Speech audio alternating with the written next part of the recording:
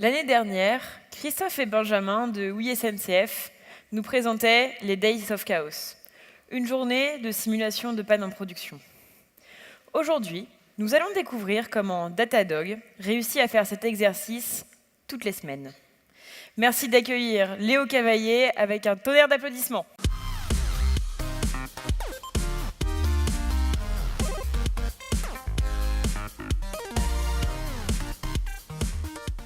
Bonjour à tous et merci au staff pour l'organisation et l'invitation. Je me présente Léo Cavaillé, lead SRE chez Datadog. Datadog, c'est une société qui propose du monitoring as a service dans le cloud, avec des métriques, des logs, du tracing, des alertes, bien d'autres fonctionnalités. On a plus de 250 intégrations et nous traitons plus d'1 milliard de points de données par jour. Alors aujourd'hui, je vais vous parler d'un sujet, de quelque chose qu'on a essayé de mettre en place chez nous pour améliorer la fiabilité et la résilience de notre plateforme. Et je vais vous dire un petit peu comment mettre en place ce que je pense que vous essayez d'éviter dans votre organisation, le chaos. Alors bien sûr, je vais vous parler de chaos engineering et pas de chaos tout simple. Je ne vais pas passer le talk à définir ce qu'est le chaos engineering, mais je vais juste vous parler un petit peu de la démarche, où en fait il s'agit de tester la réponse d'un système face à des perturbations dans des conditions réelles. Alors si on regarde cette définition, je pense qu'il faut regarder 3 points. Premièrement, on s'intéresse à un système, donc il faut d'abord le définir. Ça peut être un service, une application, un site. On va le mettre face à des perturbations, donc c'est là le chaos. Donc les perturbations, c'est bien sûr pas les conditions normales dont vous avez l'habitude, les hypothèses qu'on prend pour le développement. Et dans des conditions réelles, ça veut dire que simplement, ce n'est pas quelque chose qui est simple à faire dans une phase, par exemple, d'intégration continue ou de test. Ça va être des choses qui sont difficiles à reproduire et donc plus faciles à faire sur un environnement tel que la production. Chez Datadog, ce chaos engineering, on le fait lors de ce qu'on appelle un game day, qui se déroule en 3 étapes. La première étape, c'est de préparer le scénario de chaos, simplement. Ensuite, on va l'exécuter. Et enfin, on va retirer, nous, ce qu'on appelle des action items, c'est-à-dire toute une liste, par exemple, de bugs, de nouvelles fonctionnalités, de modifications de design ou de votre architecture que vous voulez effectuer. Et ça, vous allez le réinjecter directement chez votre équipe de développement dans leur backlog. Ce qui est important aussi de noter, c'est qu'on a organisé ces Game Days avec à la fois un SRE, donc ingénieur de la fiabilité des sites pour la traduction en français, et un dev, un développeur de ce service. Donc on a bien une bonne représentation DevOps, avec le SRE qui a plus une expérience opérationnelle de l'infrastructure également, et notre développeur. Souvent, le plus difficile, c'est de faire le premier pas. Alors, quel choix on a dû faire? D'abord, choisir le scénario, tout simplement. Alors, je vais vous proposer 2 scénarios. Le premier, on a plus de 10 000 requêtes en parallèle qui activent un mécanisme pour rediriger du trafic. Bon, vous avez compris, c'est compliqué. Le deuxième, une instance qui est hors service chez votre hébergeur. Je caricature un petit peu, mais bon, qu'est-ce qu'on peut voir de manière évidente? Il y en a un qui est très compliqué et l'autre qui est très simple. Ce qui est peut-être moins évident, c'est qu'en général, il y en a un qui est moins probable et l'autre plus probable.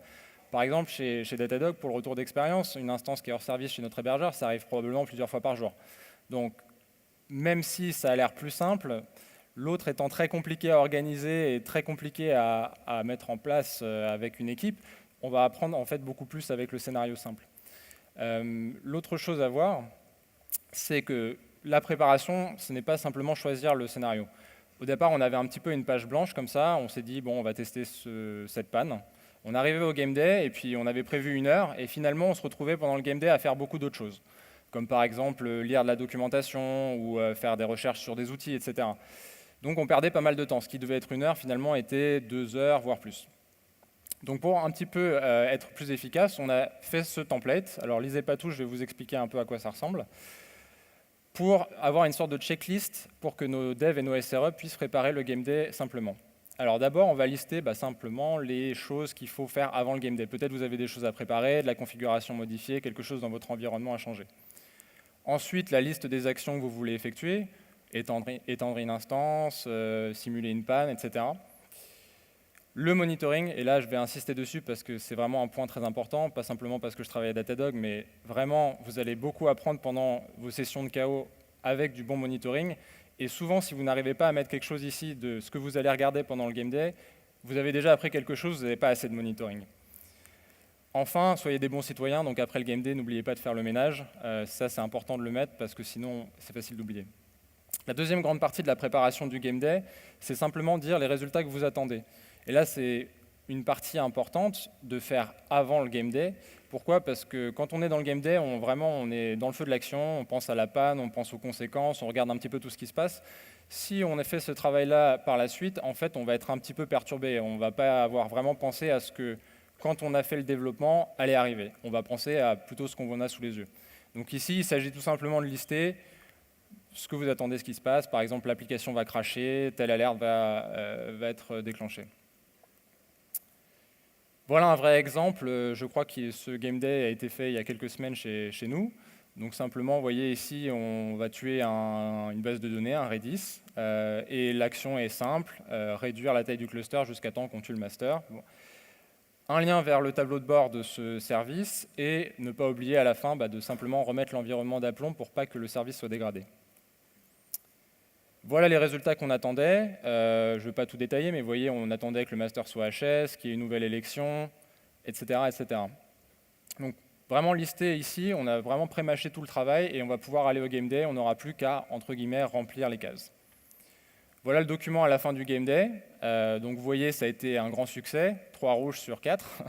Et ce qui est important de voir aussi ici, c'est que la personne ou l'équipe qui a fait le game day a noté en commentaire en fait des choses. Ce document-là, c'est vraiment de la connaissance. Donc, c'est important de les garder, de les chérir un petit peu dans vos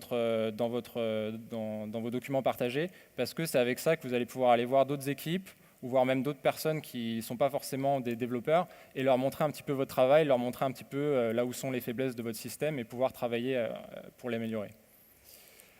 Un autre choix un petit peu polémique qui va se passer en général quand vous allez commencer des game days, c'est sur quel environnement on va le faire. Alors en général, je pense que les gens, tous ici, ont ces 3 environnements un petit peu représentés, donc le test, le staging qui est un peu de la pré-production et la production. Je ne vais pas vous mentir, en général, vous allez arriver avec votre idée de game day, on va tout casser, etc. On va vous dire, peut-être le test, ça serait une bonne idée pour commencer, parce que, bon, c'est pas risqué, etc. Maintenant, si on se rappelle de la définition initiale, on veut des conditions réelles, c'est assez éloigné. Donc, en général, évitez de le faire en test, même si vous n'avez pas le choix, c'est toujours bien, on apprendra quelque chose. Alors, un compromis, ça va être staging, ou la pré-production. Pourquoi? Parce que c'est souvent plus similaire à la production. Ce n'est pas aussi risqué que la production parce que vos clients ne l'utilisent pas. En revanche, il y a des choses, des caractéristiques qui vont différer, comme par exemple la taille ou les différents services qui y tournent. Donc vous n'allez pas apprendre exactement le résultat que vous auriez en production. Vous me voyez arriver, la production c'est l'idéal. Maintenant, je ne vous conseille pas de commencer tout de suite par la production. Ça peut être des étapes. Ça peut être d'abord, on va le faire en test, puis en staging, puis en production. Donc voilà, essayez de discuter un peu ensemble avec vos équipes. L'idée, ce n'est pas vraiment de couper la dynamique tout de suite, mais vraiment de trouver le bon compromis. Vous l'avez compris, si on fait un petit peu le total de tout ce que je viens de dire, commencer simple, c'est une vraie clé, parce que vous allez quand même apprendre quelque chose. La simplicité, dans ce cas-là, ce n'est pas un aveu de faiblesse. Souvent, les pannes les plus simples sont celles qui arrivent le plus souvent. Donc, vous allez quand même apprendre énormément en traitant ces pannes simples. Voilà, donc on a commencé nos game days, et puis après, on s'est dit, ça marche plutôt bien, qu'est-ce qu'on va faire pour faire perdurer ce mouvement chez nous? La première chose, c'est vraiment d'instaurer une cadence dans ces game days. 2 choses pour ça. Première, de réduire la barrière d'entrée, donc ça, c'est ce qu'on vient de dire. Chez nous, un game day, c'est 2h30, donc 1 heure de préparation, 1 heure d'exécution et 30 minutes pour débriefer. Donc vous voyez que ce n'est pas quelque chose de vraiment gros et déraisonnable. Et c'est 2 personnes, un dev, un SRE au minimum. Et aussi de varier. Pourquoi varier? Parce que si vous allez taper toujours sur la même équipe, toujours sur le même service avec vos scénarios de chaos, à la fin, ils vont en avoir un peu marre, ils vont vous dire d'arrêter. Donc essayez un petit peu de vous organiser pour faire varier ces services. Les niveaux, ça peut être un autre système pour augmenter la cadence. Je vais vous en parler brièvement. Ce n'est pas quelque chose qu'on avait mis en place dès le début chez nous, c'est quelque chose qui est arrivé par la suite, un petit outil qu'on a essayé et ajouté, qui est toujours là. L'idée, c'est qu'on va classifier les scénarios de chaos de 0 à 5. Donc vraiment, 0, ça va être les plus simples et 5 les plus difficiles. Et ça permet en fait, à la fin, quand vous allez faire votre game day et que vous allez voir votre scénario de chaos en face, si ça a été un succès, vous allez savoir que ce service est niveau 3. Donc ça permet un peu de savoir aussi pour les SRE, c'est intéressant d'avoir cette donnée, de savoir quels services sont les plus résilients et quels services sont les moins résilients. Et ça donne aussi un petit côté gamification qui est à la mode, donc ça donne un petit peu un coup de boost aux équipes pour passer au niveau suivant. Voilà un peu le résultat chez nous. En 2018, on a fait 84 Game Day, au moins un par semaine, voire jusqu'à 6 ou 7. Donc vous voyez, sans trop d'efforts, on arrive quand même à instaurer cette cadence. La documentation, ça peut être aussi un outil qui se met en place au fur et à mesure que vous faites des Game Day. Vous allez avoir des petits scripts, des petits outils. Mettez-les dans une documentation commune que vous partagez avec tous ceux qui font des Game Day. Ça leur fera gagner du temps encore pour la préparation. Donc là, on peut voir par exemple des petites commandes sympathiques que je conseille de ne pas faire tourner sur vos serveurs en production, mais qui servent à éteindre des instances assez brutalement. Enfin, automatiser. Alors, on a parlé, je crois, aujourd'hui beaucoup d'intégration continue, de déploiement continu. Moi, je vais vous parler de chaos continu. C'est un peu un nouveau concept. Je crois qu'il y a des blog posts dessus si vous êtes intéressé. Mais l'idée, c'est on va faire un game day pour tester, par exemple, qu'un système est résilient à la panne. Cette instance a été éteinte pour X ou Y raison. On va faire ce game day, on va être face à cette situation de chaos, on va vérifier que le système est résilient. Ça, c'est aujourd'hui. Demain, ce système il va être modifié potentiellement des dizaines de fois par jour par vos développeurs. Donc il n'y a aucune garantie qu'il n'y ait pas de régression dans cette résilience. Le chaos continu, ça va être de le faire fréquemment. Et donc, ça va être de ne pas impliquer des humains, mais des machines pour le faire. Vous êtes peut-être familier avec le Chaos Monkey. C'est une petite fonction qui arrive dans votre infrastructure et qui éteint des instances aléatoirement. On a mis ça en place chez nous après avoir effectué des game days avec un SRE et un dev. Et donc vous voyez ici sur 2018 l'évolution, on était à moins de 10 par semaine en début 2018 et maintenant on éteint plus de 100 instances par semaine en production. Et on a notre petit bot sur notre Slack qui nous dit attention, le Chaos Monkey, enfin chez nous c'est plutôt un Chaos Dog d'ailleurs, mais vient éteindre des instances. La dernière chose que je voulais partager avec vous, c'est simplement l'impact sur la culture de vos équipes qu'une démarche comme ceci peut avoir. C'est quelque chose qu'on n'avait pas bien mesuré au départ, mais qui a été vraiment quelque chose d'évident. Célébrer, pour avoir un impact positif, ça va être très important pour vos game days. Alors quand je dis célébrer, ça veut dire, vous vous rappelez, on fait du chaos engineering. Donc le chaos, en général, ça amène le chaos, ça amène des problèmes. Donc vous allez échouer, c'est normal, c'est tout à fait normal. Vous allez prendre cet échec, en apprendre quelque chose. Donc il ne faut vraiment pas dramatiser et vraiment le célébrer, le partager avec vos équipes. Et toute panne que où vous allez échouer à répondre à cette panne pendant un game day, vous allez apprendre quelque chose. Si cette panne, vous l'avez en production demain, vous pourrez utiliser ce que vous avez appris pendant le game day. Vous allez aussi réussir. Donc cela, ne les oubliez pas non plus, parlez-en. Simplement, il faut valoriser le travail des équipes de développement qui mettent la résilience en avant et aussi donner un exemple aux autres services. Chez Datadog, on a ce concept you build it, you run it, et aussi you own it. Je crois que personne ne l'a dit encore aujourd'hui, mais je vais, sans décrire vraiment, parce qu'on pourrait y passer un talk en entier, l'idée c'est vraiment que les équipes de développement vont développer du coup leurs services, les faire tourner en production, mais aussi en sont responsables. Ça veut dire que c'est eux demain qui seront d'astreinte pour leurs services en production. Les Game Days, ça a été vraiment un outil vraiment fantastique pour nous dans la mise en place de cette transformation qui s'est effectuée à peu près en même temps, tout simplement parce que les Game Days, c'est une véritable mine pour renforcer la connaissance opérationnelle. 3 choses, l'expérience, parce que vous allez mettre des personnes qui n'ont pas forcément l'habitude de l'être devant des pannes en production dans un vrai environnement et les mettre vraiment dans le feu de l'action. La documentation, parce que quand vous allez arriver dans un scénario de chaos et que en fait, vous ne comprenez rien, et croyez-moi que les gens vont le documenter. Et le monitoring, encore une fois.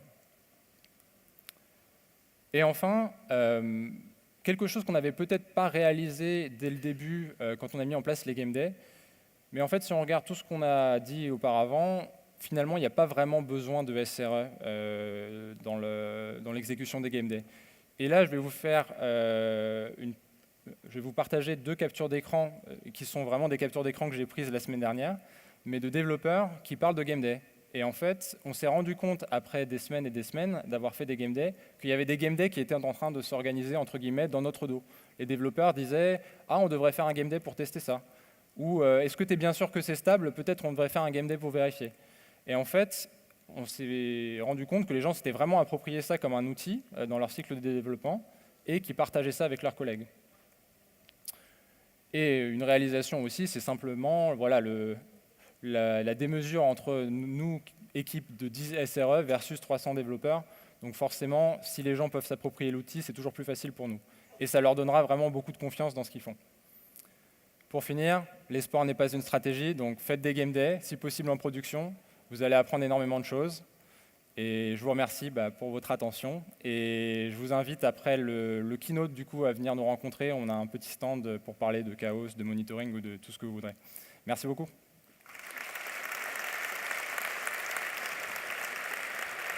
Et bonjour. Merci pour cette présentation. Je vais poser quand même quelques questions. Il y a des thématiques, donc je vais commencer avec le premier, qui est comment faire accepter l'impact sur la production? Et vous faites ça en production? Alors, comment faire accepter l'impact? C'est une bonne question, peut-être piège même. On le fait en production. Comme je le disais, souvent, ce n'est pas la première étape. On va d'abord le faire, par exemple, dans un environnement moins risqué, simplement pour apprendre, voir comment ça réagit, et après, le faire en production. Alors, on peut dire, oui, mais ma production, elle est stable, je ne veux pas la casser. Je veux pas, voilà, j'ai des SLA, etc. Maintenant, imaginez que cette panne, vous ne savez pas y réagir. Il faut mieux avoir à ce moment-là 10 personnes dans un game day, si c'est très risqué, qui vont regarder, avoir scruté le monitoring, pendant qu'on essaie de lancer cette panne, plutôt que ça arrive à 3 h du matin un dimanche, par exemple. Bien logique, bien logique. Bon, une autre question extrêmement intéressante. Les scénarios de chaos sont-ils rejoués régulièrement? Tout à fait. Ils sont rejoués régulièrement. Si vous avez l'occasion de le faire, justement de vérifier un petit peu entre chaque game day l'évolution, de retester l'ancien scénario de chaos pour voir s'il y a eu une régression ou pas, c'est l'idéal. Si vous pouvez l'automatiser, c'est encore mieux. Alors nous, on n'a automatisé qu'un seul scénario, on pourra en automatiser plusieurs. Mais voilà, c'est des choses qui se mettent en place petit à petit. Qui est responsable pour mettre en place le game day, c'est-à-dire définir les scénarios et sélectionner les participants? Alors, initialement, c'est vraiment les SRE qui ont commencé à créer un petit peu cette démarche. Et donc, c'est eux qui étaient vraiment, voilà, on s'organisait pour passer sur toutes les équipes, essayer de passer sur tous les services, aller faire vraiment de la publicité, entre guillemets, sur les game days, d'aller parler aux développeurs. Maintenant que c'est en place, finalement, c'est plus trop le cas. Les gens en fait viennent vers nous pour nous demander est-ce qu'on pourrait organiser un game day pour tester ça et est-ce qu'il y a un SRE qui pourrait venir avec nous pour voir un petit peu comment ça marche et si jamais il y a des choses plus système, plus infrastructure qui sont dans le scénario pour nous aider. Très bien. Merci pour ces réponses. Merci encore pour la présentation et merci. d'être venu. Merci.